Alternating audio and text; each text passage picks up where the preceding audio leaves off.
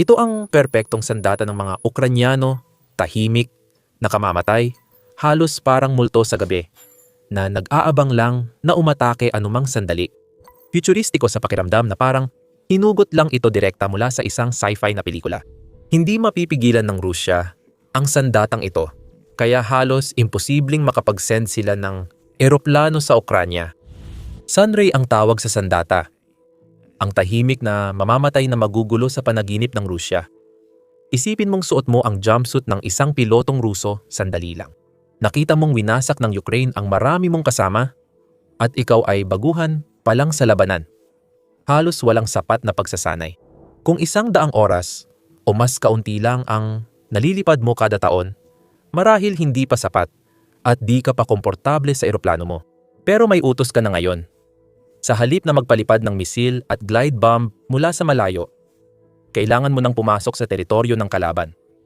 Kinakabahan ka, pero alam mo ang panganib. May air defense ang Ukraine tulad ng Patriot system na kayang pabagsakin ang eroplano kapag nakalak ito.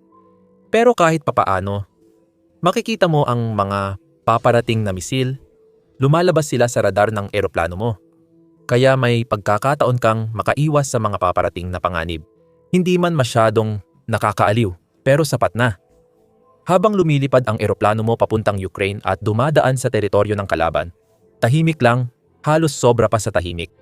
Alam mong may panganib, pero iba ang nararanasan mo kaysa sa inaasahan. Doon na nangyari, biglang nagliyab ang pakpak ng eroplano mo. Wala kang nakita o narinig na paparating. Habang umaatungal ang mga sirena at sinusubukan mong kontrolin ang eroplano, napapaisip ka kung bakit walang nakita ang radar mo. Nagtataka ka kung bakit hindi pa wasak ang buong eroplano mo. Ganoon kasi ang ginagawa ng missile. Winawasak nito ang target. Pero iba ito. Isang hindi nakikitang mamamatay. Parang multo at napakalakas. Hindi mo ito na-detect o napigilan. Habang bumabagsak ang eroplano mo, pinindot mo ang eject button. Alam mong ang bagong sandata ng Ukraine ay sisira sa kahit anong eroplano na papasok sa teritoryo nila. Pinalad ka lang na pakpak ng eroplano mo ang tinamaan ng bagong sandatang multo. Pero alam mong hindi ganoon ang ibang piloto. Masusunog sila kasama ng eroplano nila. Itatanong din nila sa sarili ang mga tanong na tinatanong mo ngayon. Lumabas na ang di nakikitang banta sa himpapawid. At di mo alam kung ano ang gagawin ng Rusya laban dito. Isa ito sa ilang mga posibleng hinaharap na naghihintay sa mga piloto ng Rusya at posibleng pati na rin sa mga sundalo nila sa lupa dahil sa bagong sandata ng Ukraine na inilunsad. Nakatuon ang sandata sa depensa sa himpapawid at pagsira ng mga drone. Kaya nitong wasakin ang target sa loob ng ilang segundo.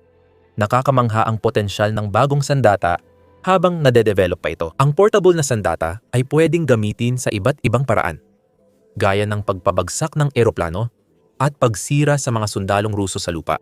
Walang makakakita sa paparating hanggang huli na. Pero balikan natin.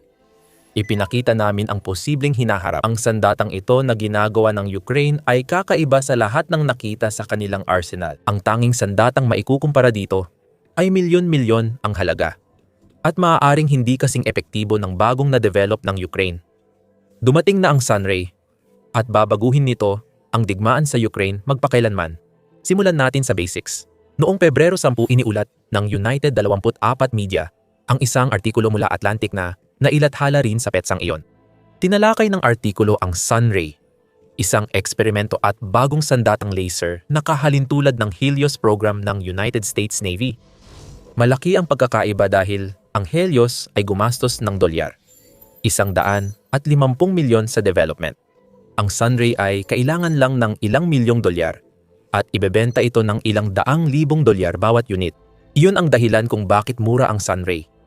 Ibig sabihin din nito na kayang-kaya ng bansang nangangailangan ng anti-air defenses ngayon na makabili ng sandatang ito, na malamang ay magre-resulta sa pagiging hindi mapipigilan ng kahit na pinakakaraniwang sundalo ng Ukraine kapag napunta na sa kanilang mga kamay ang Sunray. Ang alam natin tungkol sa bagong sandata ng Ukraine ay mula sa artikulo ng The Atlantic. Isinulat ni Simon Schuster. Inilarawan ng artikulo ang unang pagkikita ng mamamahayag sa isang sandatang di inaasahan ng Rusya na magiging tahimik na mamamatay. Tinawag ni Schuster na nakakabagabag ang kanyang karanasan. na anya ay kulang pa ring paglalarawan dahil sa pinsalang dulot ng Sunray. Ikinuwento rin ng mamamahayag ang napanood niyang demonstrasyon mula sa Ukraina. Nagsimula ang demonstrasyon nang maglagay ng operator ng armas ng maliit na kanyon sa bubong ng truck. Kapag sinabi naming maliit, totoong maliit ito. Sabi ni Schuster, ang kanyon ay halos kasinlaki lang ng teleskopyo ng hobbyist.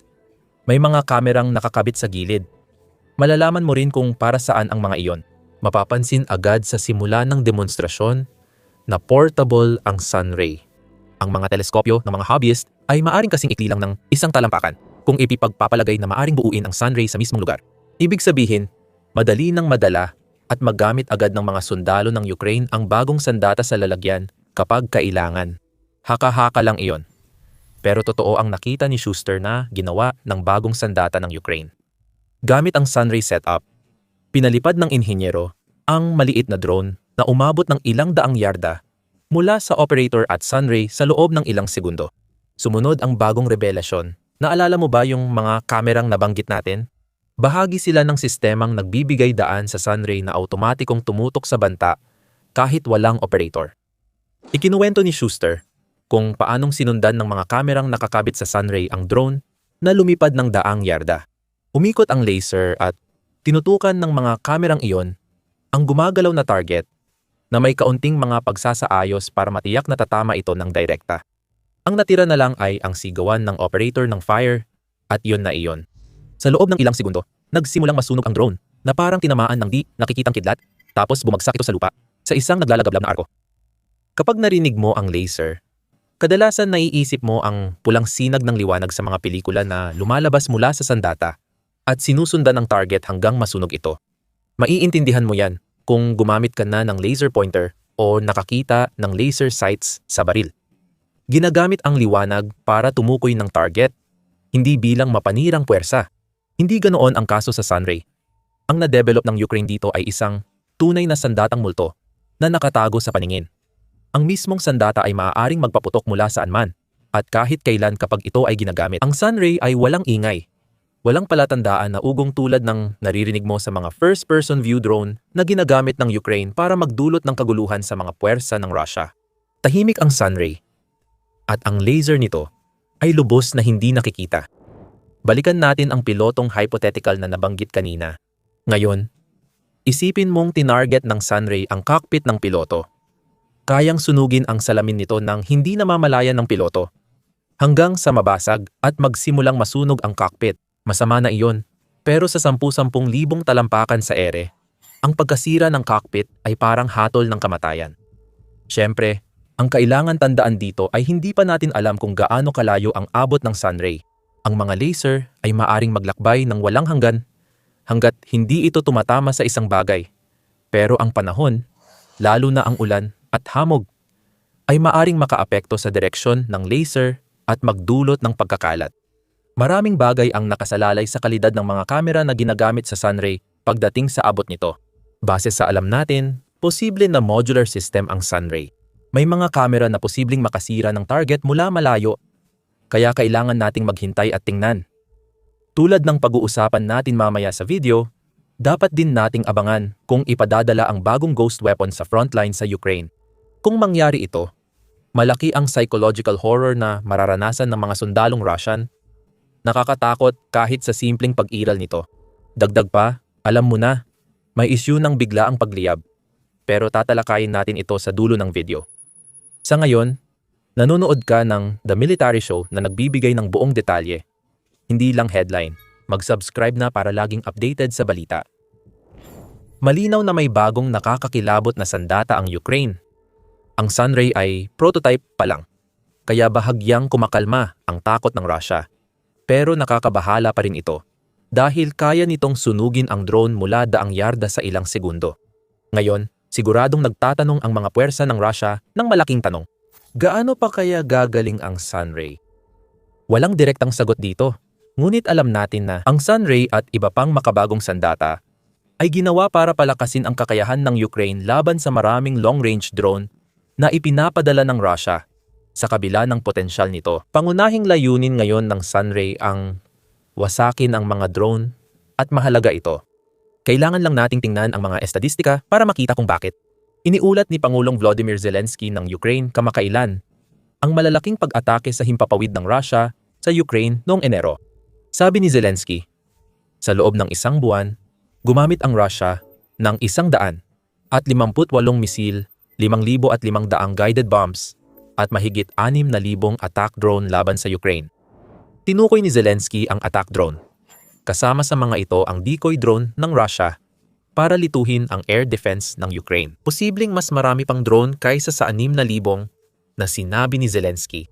Nahihirapan ang Ukraine sa matinding pag-atake ng mga drone ng Russia at lalo pang tumindi ang kanilang paghihirap. Sa ikalawang kalahati ng 2025 sinimulan ng Russia ang mas malalaking pag-atake gamit ang drone. Ayon sa American Broadcasting Company News, bumaba ang buwan ng tagumpay ng Ukraine laban sa mga drone ng Russia noong nakaraang taon. Sinimulan ng Ukraine ang 2025 na may 70% pagharang sa Russian drones.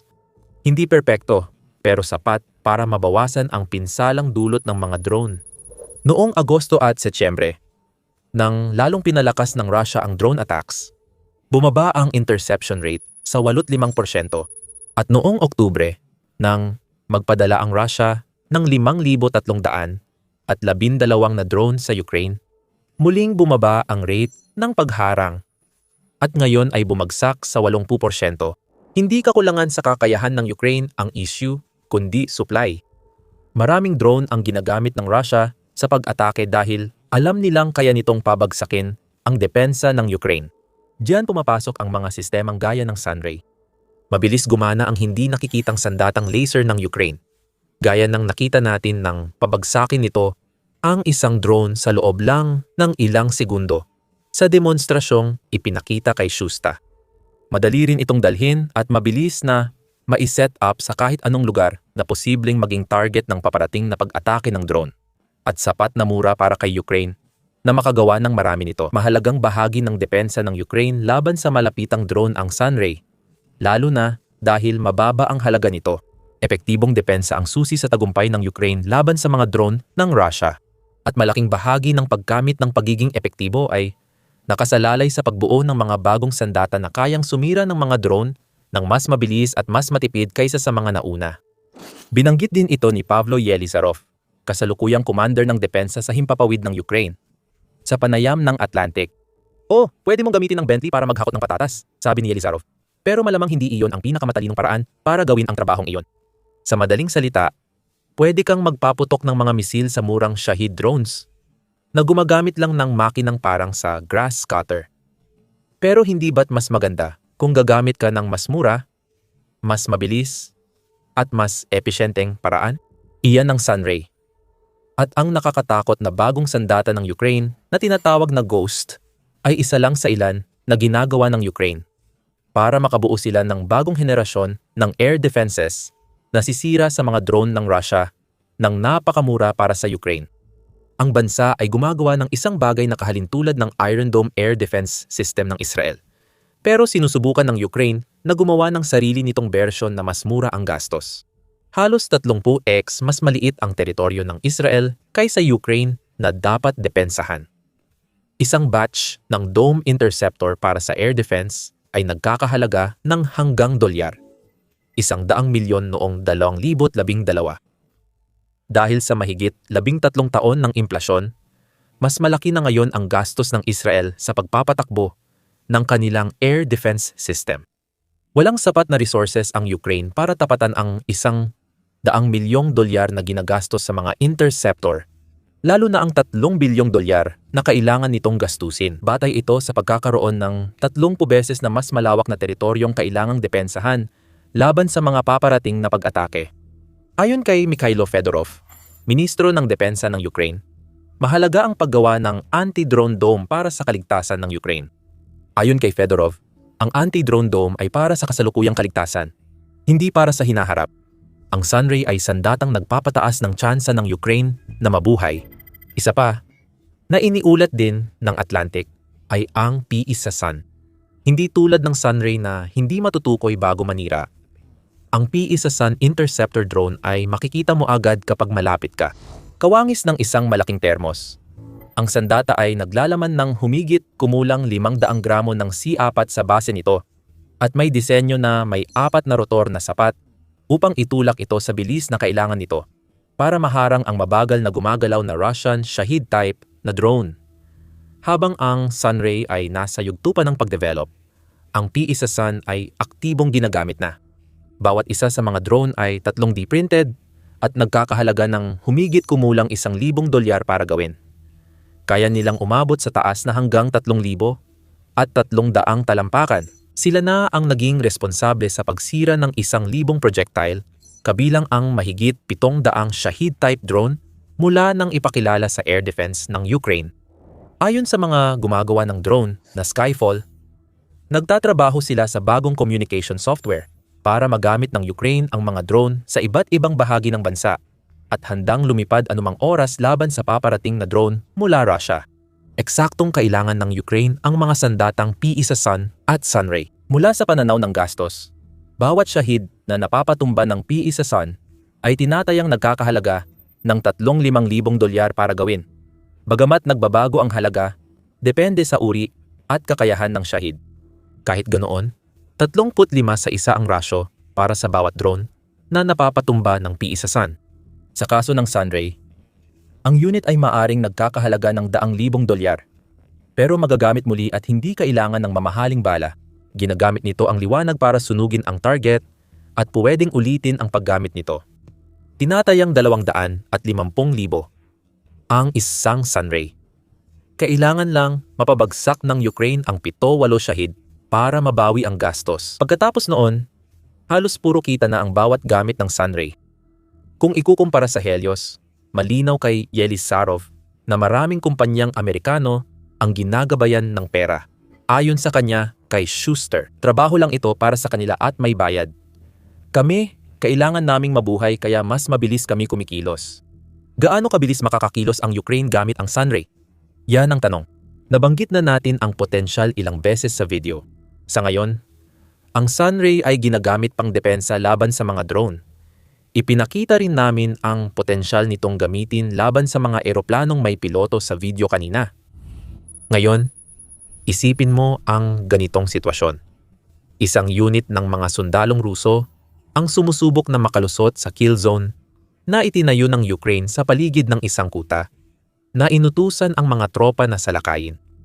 Takot na takot ang mga sundalo habang naririnig ang ugong ng drone sa itaas at sinusubukang makalusot sa barbed wire at iba pang harang sa lupa. Pero narinig na rin ng mga sundalong iyon ang mga kwento ng lagim. Isang hindi nakikitang sandata na nakapuwesto sa mga ambush point. Mabilis umatake ang sandatang multo na iyon at hindi nakikita ang bala nito. May narinig ang mga sundalo tungkol sa isang laser. Pero parang hindi kapani-paniwala iyon. Ang alam lang nila, bigla na lang nagliliyab ang mga kasamahan nila sa harap at hindi matukoy ng iba kung saan galing o ano ang dahilan ng atake. Alam lang nila, maaaring may nagtatago at nag-aabang. Maaaring ang bagong sandata ng Ukraine ay nakatago sa damuhan, bunker, o likod ng guho, kaya hindi ito alam ng mga sundalong Russia. Habang umiikot ang mga drone, hinahanap nila ang tahimik na mamamatay na pumapatay sa kanila. Hindi nila ito makita at maya-maya, may apoy na sumiklab. Muling umatake ang sandatang multo. Yun na kaya ang magiging hinaharap ng digmaan sa Ukraine? May potential ang Sunray, pero sa ngayon, ang mga gumawa nito ay nakatutok sa problema ng Ukraine sa long-range drones. Kung mapatunayan ng Sunray na epektibo, doon ito gagamitin. Maaaring malapit nang maitago ang portable na sandatang parang teleskopyo sa labanan. Handa nang mag-atake ng di nakikitang kamatayan sa sinumang sundalong Ruso na dadaan. Gaya ng nakita na natin ng maraming beses noon, ipinakita ng Ukranya ang kahanga-hanga nitong kakayahan na mag-imbento kahit kapos sa budget.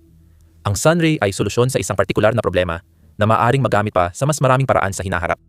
Ganoon din sa robotikong hukbo ng Ukranya. Sa 3 taon, mula sa wala, napaunlad nila ang makabagong ground drone technology na nagbabago ng digmaan. Alamin ito sa aming video. At kung nagustuhan mo ang video na ito, huwag kalimutang mag-subscribe sa The Military Show para sa mas marami pang balita tungkol sa mga pinakabago at pinakamahusay na sandatang likha ng mga inventor ng Ukranya.